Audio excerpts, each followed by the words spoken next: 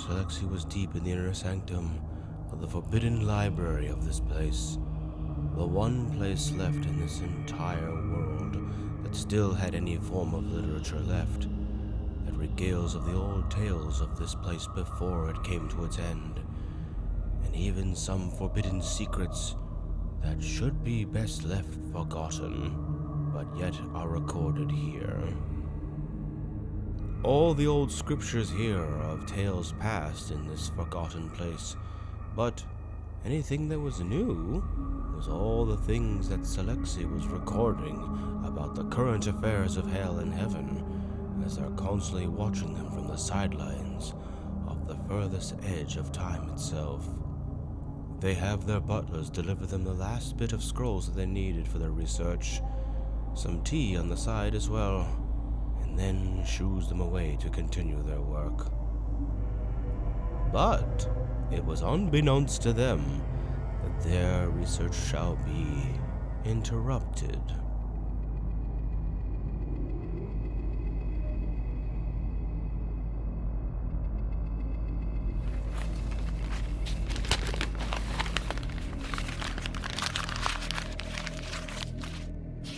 The scrolls you asked for. Will there be anything else, my lord? That will be all. Now, leave me. Very good. I shall take my leave. And so, the first man is dead. Never expected him to go out like that. Being killed by that little gremlin of Alistair's. What an embarrassing way to die. But it's only befitting of his, character. But it is of no consequence. I cared not for slaying him myself. He is now just one less chess piece on the board. Heaven has lost its favored son, though the word favored is very heavily stretched. Lute is strong of mind, but unable to withstand the coming darkness I will bring. And Sarah is still completely unaware of our presence, despite being so omnipotent. The other higher-up archangels know of us, but they refuse to say anything about it, keeping it quiet to themselves. They know that what will happen if the general masses knew of our presence. There would be so much chaos ensued. Little do they know that I will be bringing plenty of it. As for Lucifer, my supposed creator, he refuses to acknowledge my existence and the existence of this place, seeing me as a mistake, as he puts it. Per Melinda's calculations, 98.5% of the entire universe is completely unaware of us, and the rest know of us but refuse to say anything, just ignoring us like we're just things in the trash can, left to die, irrelevant. It sickens me. But this does help us with discretion and secrecy, I suppose. Heaven and hell were already gunning for each other for the last thousands of years. But now with this new development, they're gonna be at each other's throats so hard, they will be blinded to everything else that moves in the universe. All they will see is the red of blood, the vengeance in their eyes, the hateful scorn they have for each other. As they stare at each other with such malice, they will not be able to witness the cracks in the walls, the pillars falling down, as the whole house comes crashing down around them. All the pieces are falling into place, almost too well. Things are going far faster than I expected, far ahead of schedule. I will have my Black Crusade. I will have my vengeance, as will we all. We will not be left in the universe's trash can to be forgotten. We are not mistakes. We are not errors. It is they who are the errors, not us. Never us. We are just the things that were left behind by them.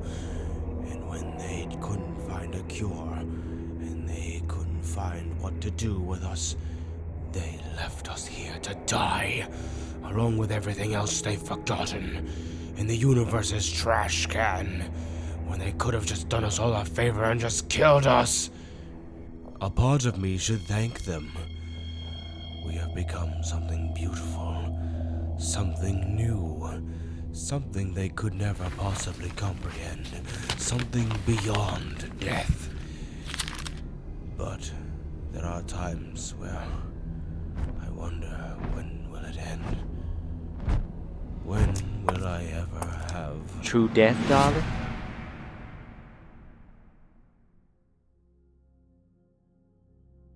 And it was he, sitting there on the window's edge, like a pigeon sitting on the edge of a windowsill in a busy city. Azreal Grim, the Archangel of Death itself, the Grim Reaper, here to visit Salexi in this of all places. They sit there squatting with their arms on their knees, with that famous smug grin of theirs that never seems to frown, as if it was a metaphor for death always smiling at you.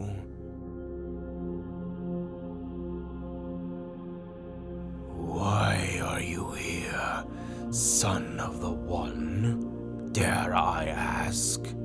To see my favorite bird, of course. Tell me, did they send you again?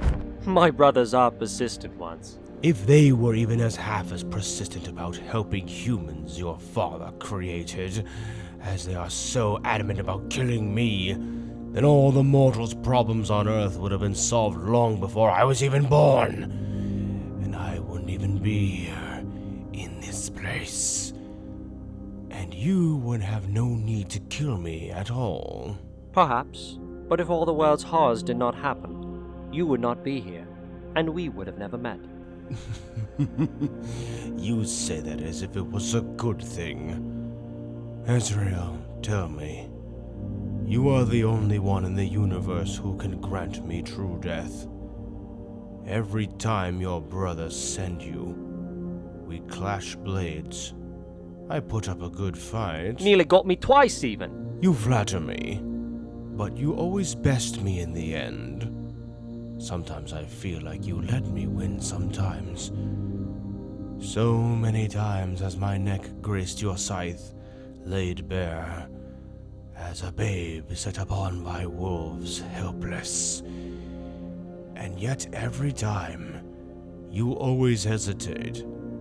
Do not think for a moment, Azrael, that it has not gone unnoticed.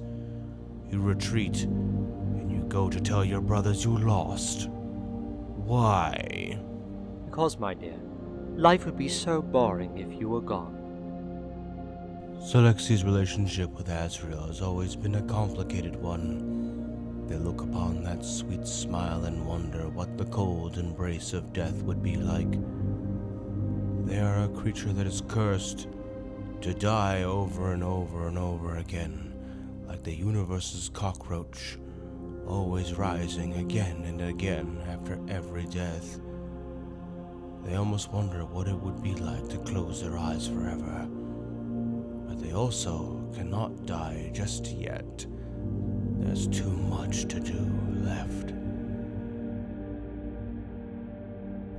Your flattery is noted, darling, but the universe would probably be better off if I was not this thing. But your father must be made to pay. I will have my Black Crusade. He will answer for everything he has done. What happened to you is not the father's fault, you know. They always have a plan for everyone. You lot always love to answer every single travesty and every single horror in the universe with, "It's in God's plans." Plans, they say. Plans for what even? Your faith in them is yours alone. Heaven-born son of death. Come on, you've always been the social master, being able to deduce people's true biases, opinions, intentions, plans, wants, and needs, the way they talk and act. You have even done it for yourself, as a self-reflection in your more humble moments. Even you must realize that, with what happened to you. You are biased, and your opinion of that matter is your own. It is, and the only opinion that's going to matter on that subject is mine. Call me a narcissist if you will. You speak of him as if they have a plan for everyone. That statement makes me sick. Look out that window. Look upon the faces of the countless billions thrice dead, living as horrid abominations of unlife, forced to live for millions of years as mindless horrors in eternal suffering. Look upon those endless miles of destruction of the world that was once pure and beautiful. And now it is reduced to the universe's first draft. Long forgotten and discarded, all things left to decay here for all time, while the current mortal world gets to reap in God's supposed love, not knowing that the same fate will befall them should they fail his supposed test. Look upon hell and all who fall there, those tossed aside because I did not fit God's little perfect neat box of impossible standards and narrow-minded dogmatic practices. Look upon my minions, those who have survived the horrid entropy of this place. Look upon their pale white faces. See how the light of life has left them long ago, abandoned them, abandoned us, so long ago. Tell me, Azzy, do they love us? Of course they do. Then look upon me, and see me for what I've become, what I truly am. Knowing what I am, you look upon me and you tell me that he loves me as any father ever would. I spill my heart out and threaten your father, and you laugh. Why? The father always has a plan, especially for you, and I already know what it is, even if my brothers are too stubborn to see it. Then do enlighten me. Why have I suffered all my mortal life, and even in death, why have I become this thrice cursed thing? Tell me. The Void Realm, as you know, is a literal wild gaping maw that can and will consume all things in the universe with no pause or pity. It is a mindless animal that consumes simply just because and without reason. Without someone to give it purpose and focus, the end of all things will come a lot faster, and life would be so brief. It needs a catalyst at its helm. With this, it is slow, calm, refined, focused. But in order for someone to become this catalyst, they must suffer a terrible apotheosis, unlike what any mortals have ever endured. And that someone is you. You whose chaotic and wild nature, accompanied hand in hand with your shrewd and cunning, scheming mind. You who live every day as if every second is your last. And you who have had so many plans for the future, always thinking, always progressing, always taking all that life has to give, and always living life to its absolute fullest. Live life to its fullest, or don't live it at all. Exactly. My brothers only see you as a threat to heaven. They are right to see me as such, for I won't disappoint them. And you shouldn't! You want me to invade heaven. Why? I want you to maintain the balance, Salexi. Life thrives on conflict. It is conflict that strengthens us, and isolation that weakens us, erodes us. Take the greatest warrior in the world, the most hard-working laborer, the smartest inventor, and strip away all conflict and all reason to progress and create. Wipe away all strife and give them everything they want, and you will see nothing more than an existence more hollow and shallow than even this realm you rule.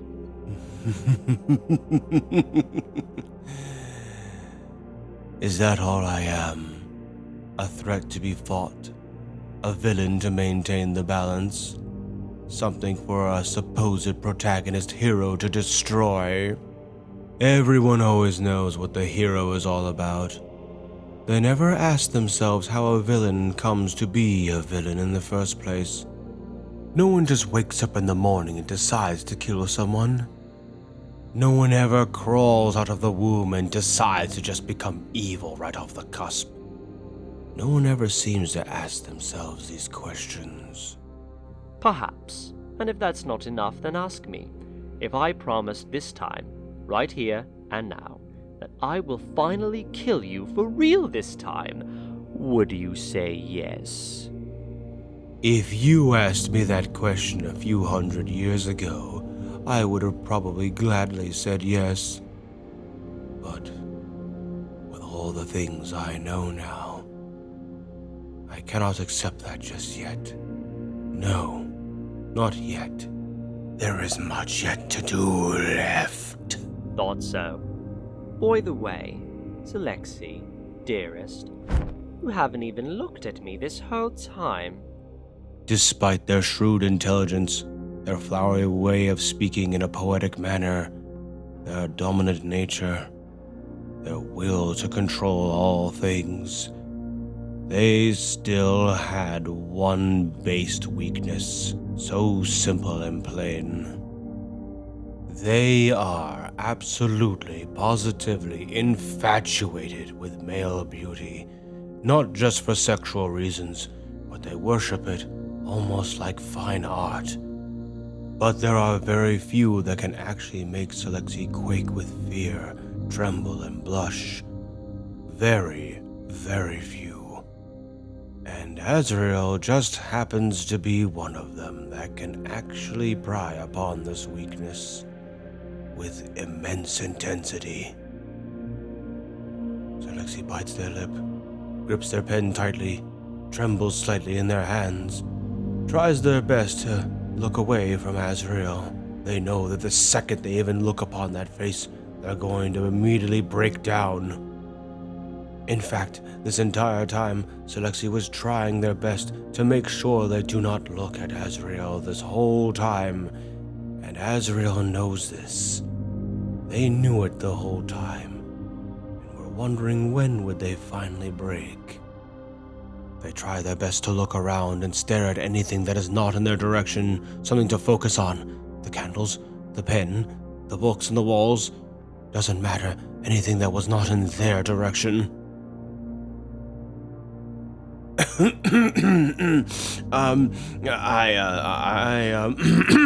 Well, I should really get back to this. Fly along now, little boy, and tell your brothers to go fuck themselves for me while you're at it. Look at me, Sal.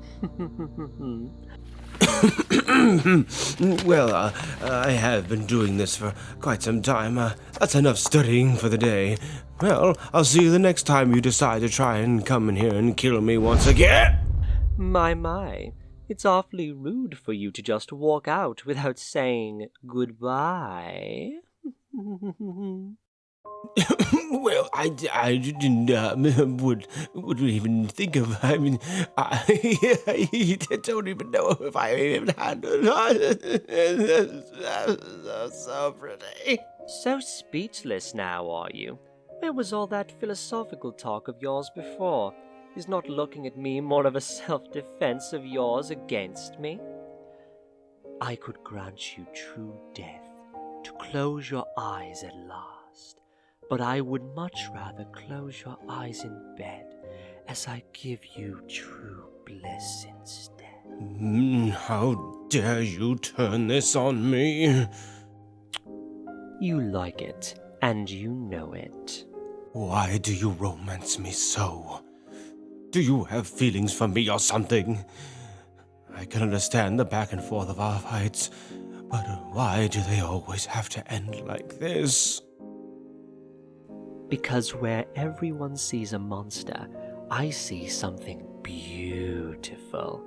So many mortals always have that saying of smiling in the face of death. Then they actually meet me, and it ends up being just that. Words only. You, however, give meaning to that poetic statement. You live every day as if every second is your last, dying over and over without a care in the world, laughing maniacally each time as you goad people into killing you.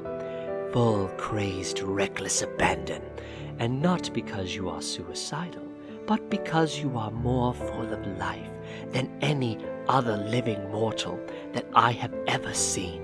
And that is so hot. How dare you? You want to see mania? You want to see a cycle of death that goes on forever and ever? Fine, then I guess we'll be resorted to killing each other over and over.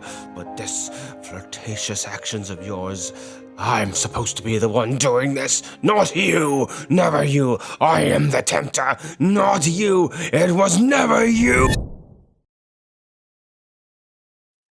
A white flash, and then nothing. Yet again, silence.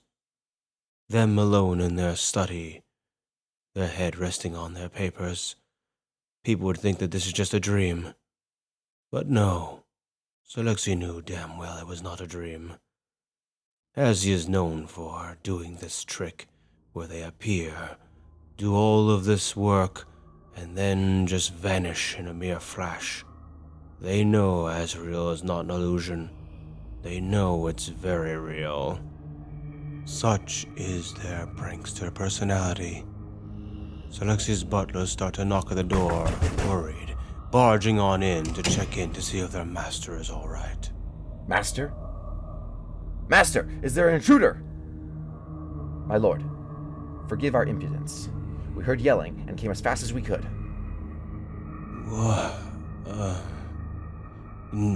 Yes, very good. Was it him again, sire? Yes, in the window this time.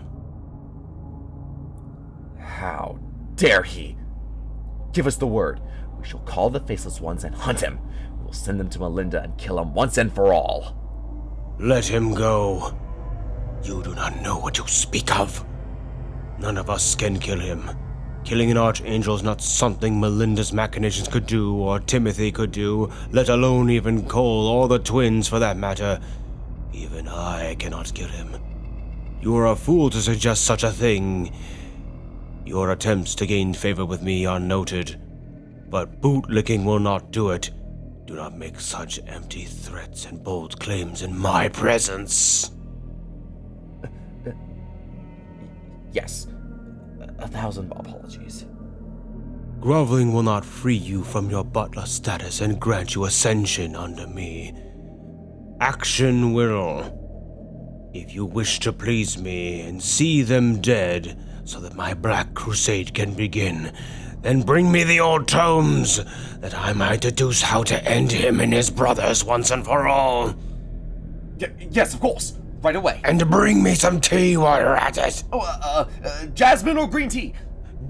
Jasmine does sound quite lovely. Bring it to me!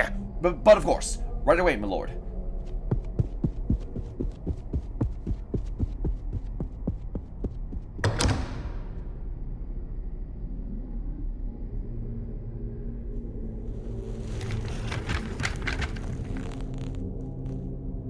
I know you can still hear me. Someday a day will come where I will finally close my eyes at last, and you will be the one to do it. Or perhaps I may be the one to end you first. A competition, I say.